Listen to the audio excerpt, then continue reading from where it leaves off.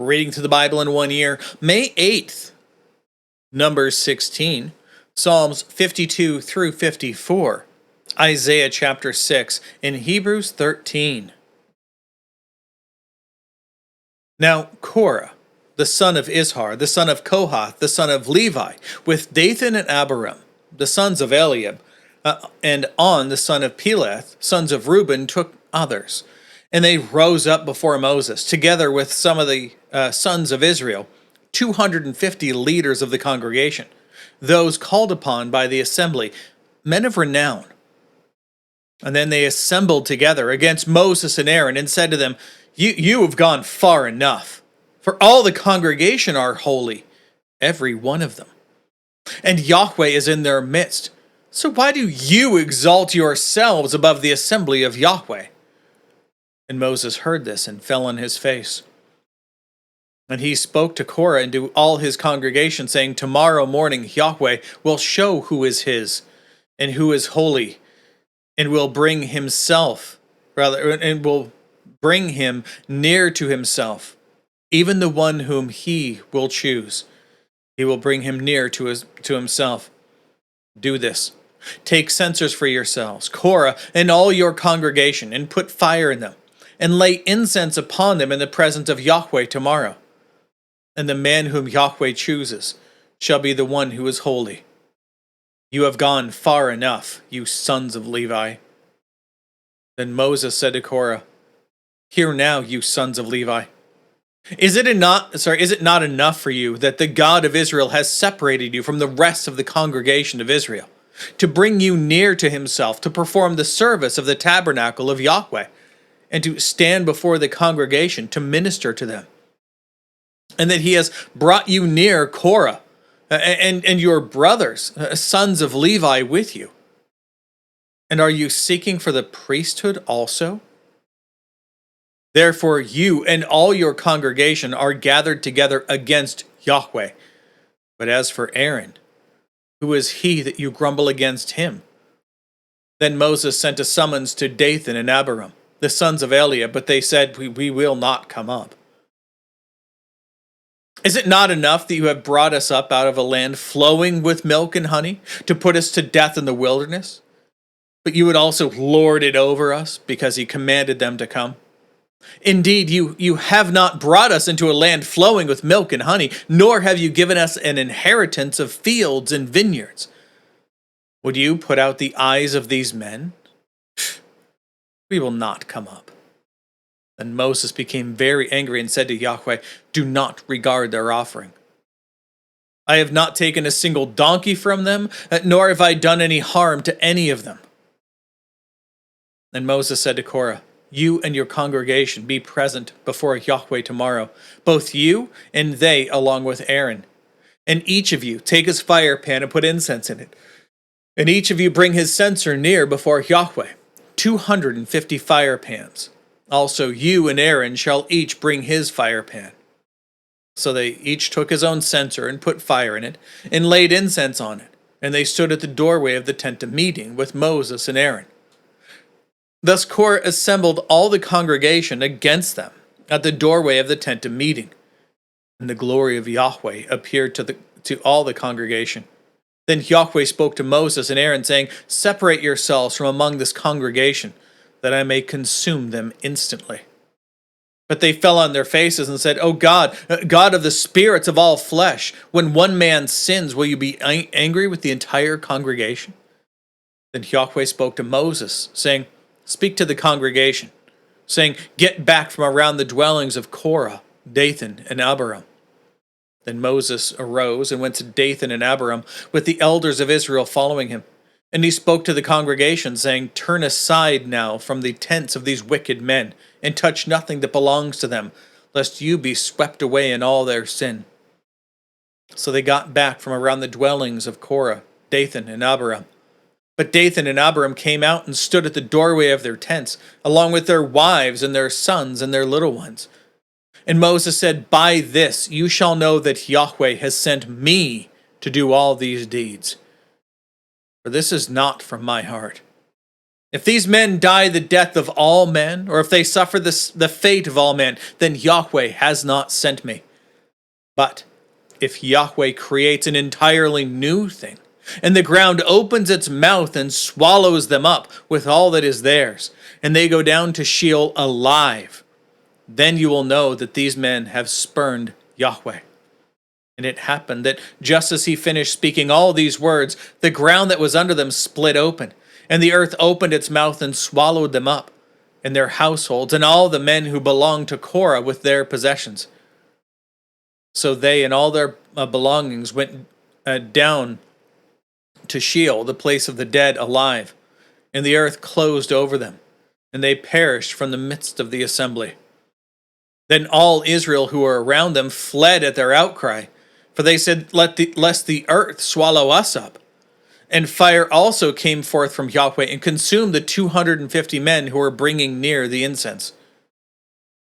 Then Yahweh spoke to Moses, saying, Say to Eleazar, the son of Aaron the priest, that he shall take up the censers out of the midst of the blaze, and you scatter the burning coals abroad, for they are holy. As for the censers of these men who have sinned at the cost of their lives, make them into hammered sheets for plating of the altar, since they brought them near before Yahweh, and they are holy. And they shall be for a sign to the sons of Israel.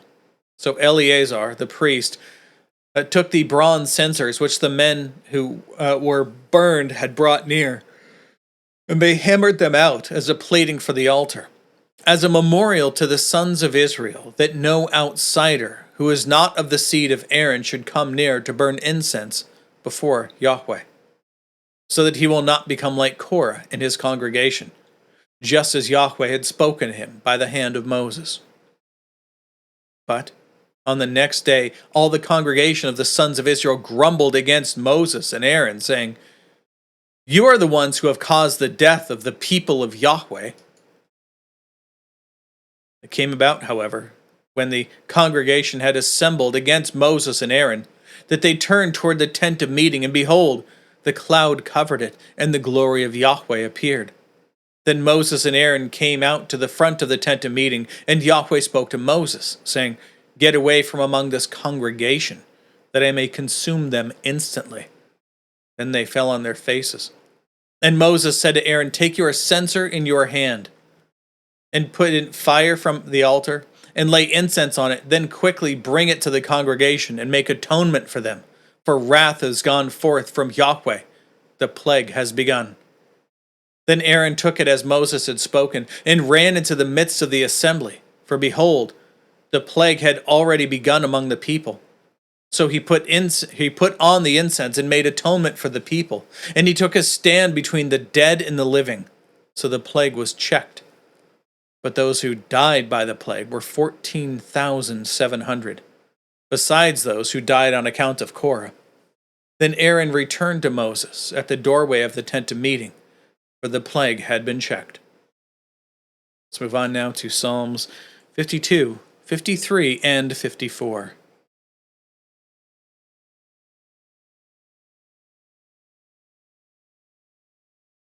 Psalm 52. Why do you boast in evil, O mighty man? The loving kindness of God endures all day long. Your tongue devises destruction like a sharp razor, O worker of deceit. You love evil more than good, falsehood more than speaking what is right, Selah. You love all words that devour, O deceitful tongue. But God will break you down forever. He will snatch you up and tear you away from your tent, and uproot you from the land of the living, Selah. Remember, what is our tent? But our skin, our bodies. So that the righteous will see and fear, and will laugh at him, saying, Behold, a man who would not set God as his strength, but trusted in the abundance of his riches, and was strong in his destruction. But as for me, I am like a green olive tree in the house of God. I trust in the loving kindness of God forever and ever. I will give you thanks forever, because you have done it. and I will hope on your name, for it is good in the presence of your holy ones. Psalm 53. The wicked fool says in his heart, there is no God. They act corruptly and commit abominable injustice. There is no one who does good. God looks down from heaven upon the sons of men to see if there is anyone who has insight, anyone who seeks after God. Every one of them has turned back. Together they have become worthless. There is no one, none who does good, not even one. Do the workers of iniquity not know, who eat up my people as they eat bread, and do not call upon God? They were in great dread where no dread had been. For God scattered the bones of him who encamped against you. You put them to shame because God had rejected them. Oh, that the salvation of Israel would come out of Zion, when God restores his captive people. May Jacob rejoice. May Israel be glad. Psalm 54. O God, save me by your name, and render justice to me by your might. O God, hear my prayer. Give ear to the words of my mouth. For strangers have risen up against me, and ruthless men have sought my life. They have not set God before them. Selah. Behold, God is my helper. The Lord is among those who sustain my soul. He will return the evil to my foes, destroy them in your truth. With a freewill offering, I will sacrifice to you. I will give thanks to your name, O Yahweh, for it is good. For he has delivered me from all distress, and my eye has looked in triumph upon my enemies. Now, Isaiah chapter 6.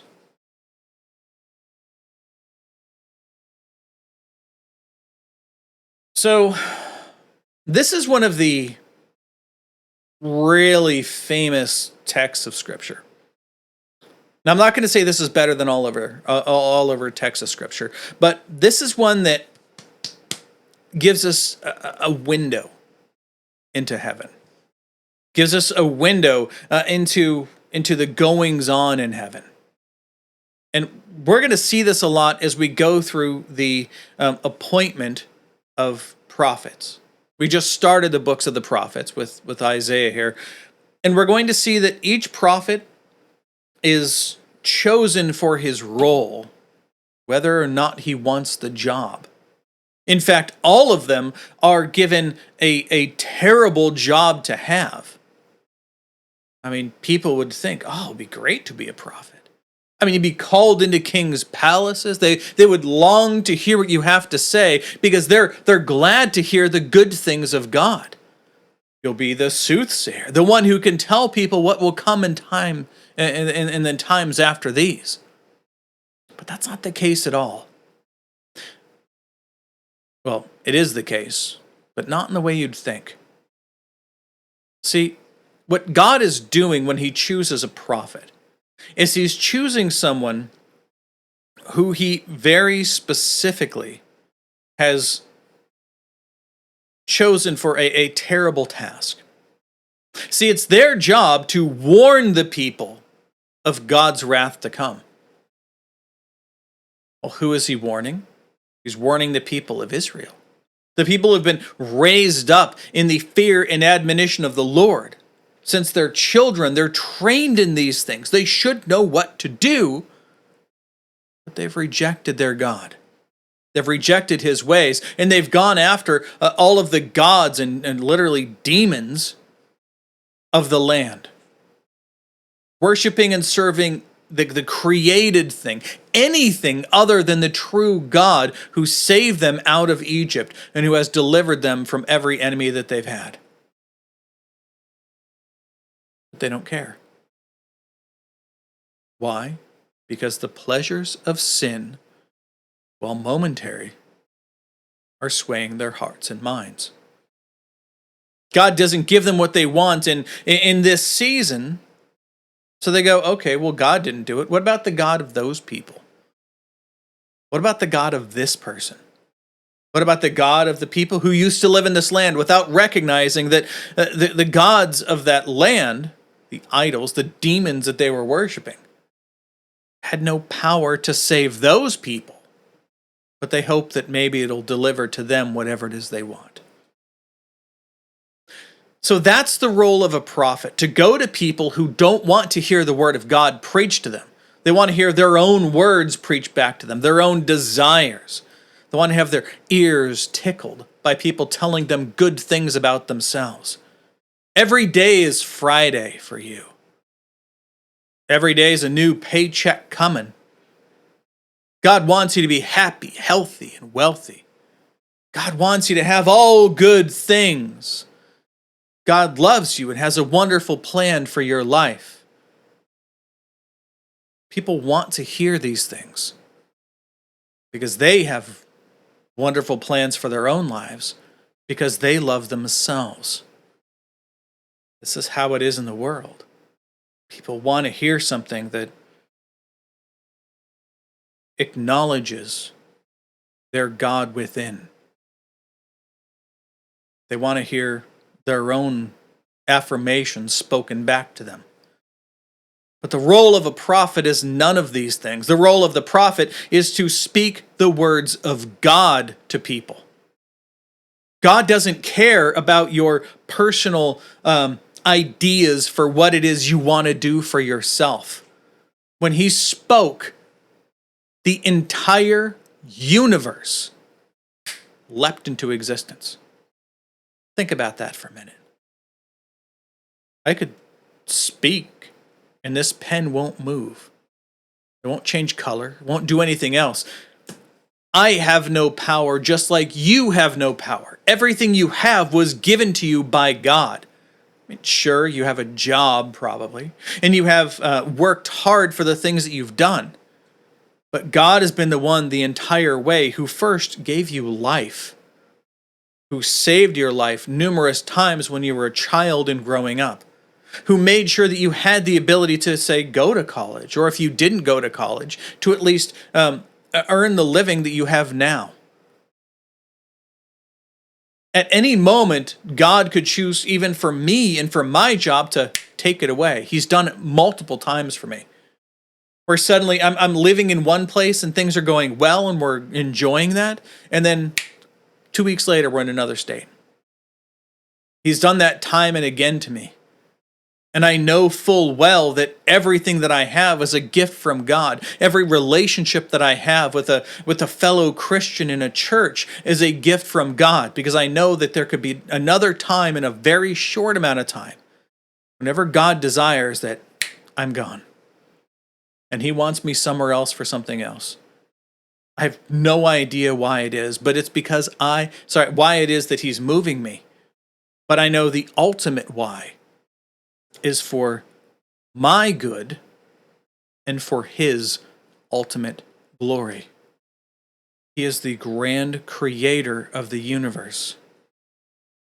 And so when you say, well, I want to have the iPhone 73 or whatever, or I want to have a nice car, or I want to have this or that or whatever, if it so fits within God's plan for you to have those things, maybe it'll occur for you. And maybe it won't. God is in control of all of these things.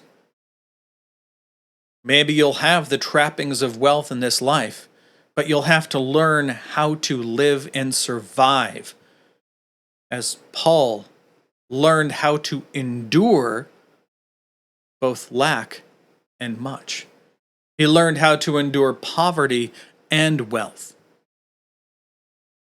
neither of which are wanted. We should simply live and trust in that which God has given us. So here's the life of a prophet.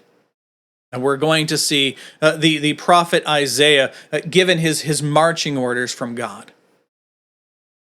But the prophet's marching orders are never full of joy or praise or honor. As you're going to see, it's always hardship and struggle. And it's an important thing to read through. Now, what I recommend doing is reading through all of the notes here. And I know it's going to take you a while because there's a lot of notes in this area. But that's why I have the notes up. Scroll through. Pause and read through them, both from the Reformation Study Bible and the ESV Study Bible. They're fantastic, and they have a lot of really great information in them. And I strongly recommend it, especially in this chapter. Let's begin. Isaiah chapter 6.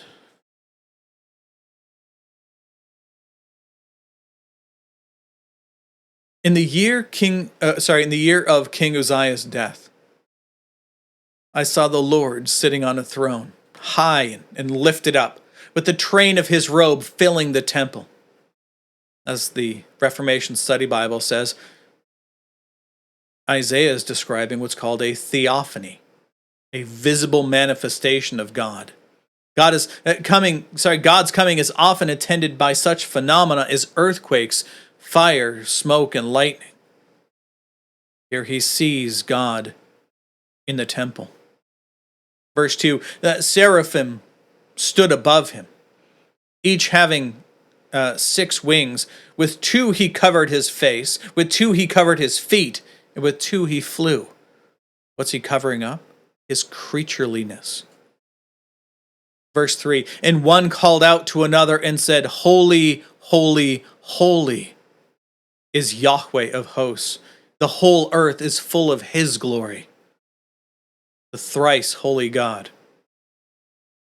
And the foundations of the threshold shook at the voice of him who called out, while the house of God was filling with smoke. Then I said, Woe is me, for I am ruined. This is the proper response to someone who sees the visible God. For I am a man of unclean lips, and I live among a people of unclean lips. For my eyes have seen the King, Yahweh of hosts. Then one of the seraphim flew to me with a burning coal in his hand, which he had taken from the altar with tongs. And he touched my mouth with it and said, Behold, this has touched your lips, and your iniquity is taken away, and your sin is atoned for. Then I heard the voice of the Lord saying, Whom shall I send? And who will go for us? Then I said, Here am I, send me. And he said, Go and tell this people. Keep on hearing, but do not understand. Keep on seeing, but do not know. Render the hearts of this people insensitive, their ears dull, their eyes dim, lest they see with their eyes, and hear with their ears, and understand with their hearts, and return and be healed. Then I said, Lord, how long? And he said, Until cities are devastated and without inhabitant, until houses are without people, and the land is devastated to desolation, and Yahweh has removed men far away. And the forsaken places are many in the midst of the land. And yet there will be a 10th portion in it. And it will again be subject to burning, like a terebinth or like an oak, whose stump remains when it is felled. The holy seed is its stump. Again, it's a short chapter, but I strongly recommend that you read through all of the notes on this. Let's move on now to Hebrews chapter 13.